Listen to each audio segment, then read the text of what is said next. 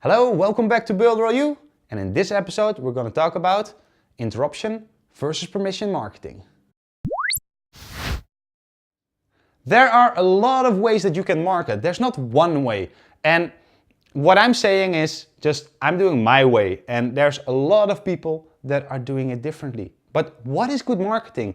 What is best? Well, in the end, the market decides. There are no rules, there's no boundaries. We create the rules, we create the ideas, we try to push the things that are gonna happen and are gonna work tomorrow. They're strategies, they're not fixed solutions, they're not gonna be guaranteed results. In the end, it's trial and error, trial and error. Marketing is an art and a science. And when something works today, let me explain you a story. I was playing poker for a living for 6 years. I found out a new technique and was the industry leader. When I found this new technique, nobody was doing it, so it was making me a lot of money. But by the time everybody discovered this, everybody copied it, and it was not making money at all anymore. Well, marketing is the same thing. If you read, for example, Seth Godin's book called Permission Marketing or the Purple Cow, it's about finding this thing that nobody is doing yet. Because if you do what everybody else does because it already works, it's not going to work as good as if you can find the next big thing. If you can find that purple cow, if you can find that thing that now works but nobody else is doing it yet, then you're going to get attention. The whole idea about interruption marketing is something that comes from the past. Interruption marketing basically comes from the fact that at one point we started to industrialize the system. Because we got more industrial work and production and we produced more stuff, somebody had to find a way to sell the stuff that we actually produced. And that's when medias came. Mass medias came because we had too much stuff to produce and we needed to persuade people to consume. So when that happened, we started to print magazines, newspapers, the TVs started to show things. They show you a nice TV show and then bam, commercial. They show you this, buy that, you're gonna be happier when you get this. That's interruption because you're not even waiting for it. You're not even wanting to get that, but it just gets pushed in your face. Now, in the beginning, it worked and companies and brands discovered, and if you want, you can read more about it in the book from Seth Godin on permission marketing, but it worked because it was new. Nobody was doing it yet. But now we have so many brands, we have so many people, and so many people are trying to push stuff in your face. Marketers, all we do is basically break the status quo, break the cool things that work until they're annoying, and once they're annoying, they don't work anymore because we filter them out. We don't pay attention to the billboards anymore. We don't watch the TV commercials. And right now, the cool thing about social media is that it's integrated in our lives. It's hard to avoid, but a lot of people are still making the wrong type of advertisements. They're making the advertisements like they would do it on TV. And that's not working. You have to entertain, you have to create a feeling, you have to integrate yourself in the social media platform. But also soon this will not work anymore. So what's next? What's going to be the next big thing? And that brings me back to the video that I already made about the mountain concept. Try to think about what's next. But interruption marketing is not working anymore. It's not working as powerful and you pay way too much money because people are not waiting for this. And for those of you who are following Gary Vee, he talks about the only TV commercial, for example, that really works and is really worth its time and value is the Super Bowl. And why? Because the Super Bowl, you get the permission to make an awesome video and send it out to everybody in America. And the rest of the people in the world will go on YouTube and watch the best 10 Super Bowl commercials of the year.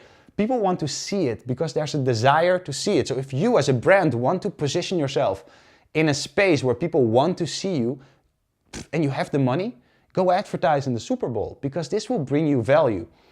So how does permission marketing work then? I teach permission marketing. I love permission marketing because it's also easier to sell. I'm not going to go and call people up all the time and out of the 100 people I call, I get 4 people that say yes. No, I rather invest a few extra months and then let people come to me. Not only does my pricing go up and is the value higher than what I can ask, but also it's easier to sell. It's first I build a relationship. Once I have a relationship and we become friends, then we're going to talk about making a deal. I'm helping you to grow. That's the reason why BuilderAll U is there. BuilderAll U is for me to build a relationship with you. And just because I'm here doesn't mean I cannot interact with you, become friends with you on Facebook. I'm starting out this channel, so add me on Facebook, comment down below, ask questions, interact. And the more we interact, the more permission you basically give me to help you grow, to help you become better. And out of the people that are watching this, maybe in the end I'll get a few clients that will sign up through me on BuilderAll, or that will sign up through me on BuilderAll U and join our university, which is in the making, by the way. Another thing is you have to choose, and I think you can do a mix of both. I think you should do 80% of permission marketing and position yourself in a way on social media and give value to people and really learn how to do that. And this is more complex than a lot of people actually think, because a lot of people think they give value, but then they're still holding back. If you observe me, for example, in the BuilderAll group and on this channel, I give and I share everything I have. I don't hold back.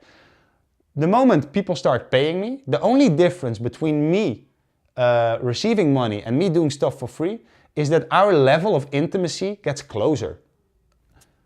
On YouTube, I'm not gonna hold back on my results. I'm not gonna hold back on my knowledge. I'm not gonna hold back on sharing with you any of the things I'm saying, because that would be useless. That would mean that I'm not honestly giving you the value that I think I should be giving.